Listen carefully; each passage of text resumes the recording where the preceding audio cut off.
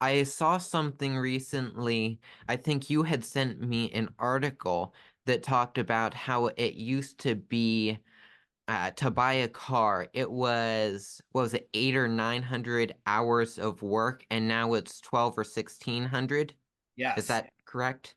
It costs twice as many, maybe three times as many hours to buy a vehicle as it did a few decades ago.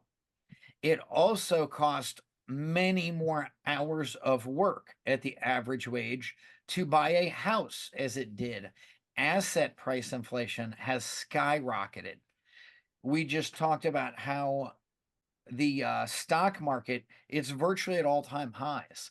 But if you look at what one share of the Dow can buy you in gold and in cars and in these other things, it paints a wildly different picture than if you look at it in dollar terms. The value of the stock market measured in dollars is higher than pretty much ever. And it isn't as valuable because the value of those dollars is decreased. Every year that we print more money, it goes down more. Devin, tell me, what do you think about that? That is very interesting. I guess when I think of stocks, they always measure it in dollars, but measuring it in, say, gold, which tends to keep up with inflation, the price of it tends to be roughly alongside inflation. That would make a lot more sense to do if you want to see the real value of it. Well, I think that's one of the reasons that people need to learn more about money because a lot of people they hear this and they think, "Oh, that sounds complicated." Well, in a way it is, but when you understand how money works, you can start looking at it from a different perspective. Like Devin said, instead of measuring in dollars, what if we looked at gold? Or looking at it from how many hours is it going to take me at work to buy this house or this car? And I think if we start looking at it from multiple angles like that, we start to understand more of how things are actually going in today's economy. Ethan, It's I am training you to work in my construction company. Is that correct? correct. And one of the jobs you have left to do, you have to put on a countertop, right? Yes. How long is that countertop? And if you don't remember, make something up. About how long is it? 6 feet. I don't know. 6 feet long. So you've got a 6 foot long countertop in your kitchen. How would you determine that that was exactly 6 feet long? Would you just look I at it and guess?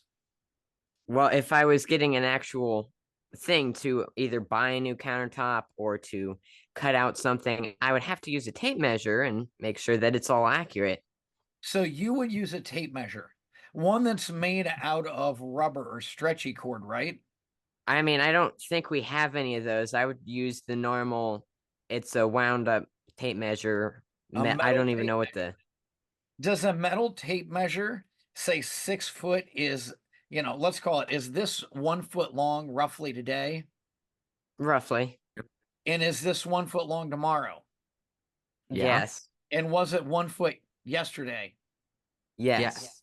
But since you can't see this, if I move my hands twice as far apart, if I stretch the tape measure and I said, no, this is 1 foot because it's Friday, and you went in on a Friday to buy a countertop, it would either be twice as long or half as long as you needed, correct?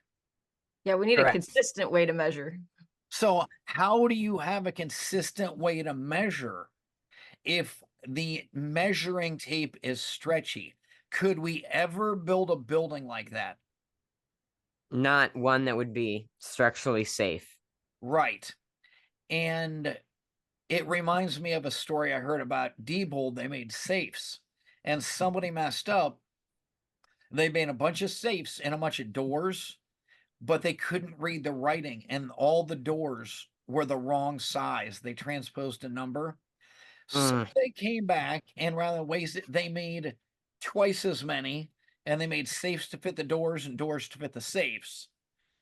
But it was all from a mistake on engineers. And you think they generally have really good writing, right? Not like me. And what they did was they had to fix it by making twice as much, but that could have been an incredibly costly mistake. Yes. Yeah. Now, Just imagine like if we had a perfect engineer who never made a mistake, which is common. They're very detail driven. And you only gave them an elastic tape measure. How accurate would they be? Not at all. It would Not never be very consistent. accurate. Quit calling them engineers, and we would call them that other name that starts with an E. Economists.